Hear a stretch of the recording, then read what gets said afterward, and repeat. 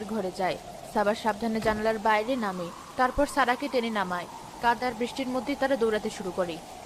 কি রে, তোদের জল খাওয়া কি এখনো শেষ হলো না? সারা দে।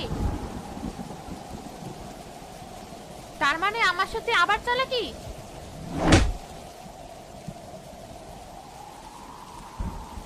না, আমাকে ফাঁকি দিয়ে তোরা পালাতে পারবি না। আমি তোদের গন্ধ চিনি, যেখানেই যাস আমি খুঁজে বের করবই। খপ খপ খপ করে একটা ভয়ঙ্কর শব্দ তাদের পিছু নিতে শুরু করে।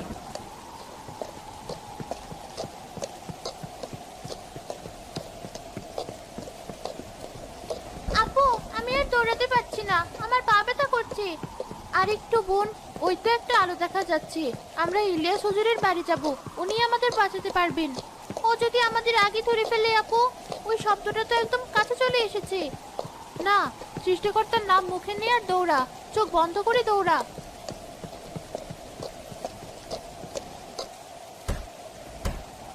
হুজুর, দরজা খুলুন, দয়া করে দরজা খুলুন, আমাদের বাঁচান। কে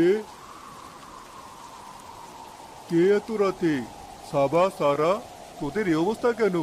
কাদামাটি মাখা, ভয়ে কাঁপছিস। তোদের দাদি কোথায়? হুজুর, আমাদের বাঁচান। একটা শাকচুন্নি দাদির রূপ ধরে আমাদের খেতে এসেছিল। ওর একটা পা, ও আমাদের তাড়া করতে করতে আসছে। আমি যেমনটা আশঙ্কা করেছিলাম, তেঁতুল গাছের ওই খবিশটাই তাহলে আজ শিকারে বেরিয়েছে। তোরা তাড়াতাড়ি ভেতরে আয়, এক মুহূর্ত বাইরে থাকা নিরাপদ নয়।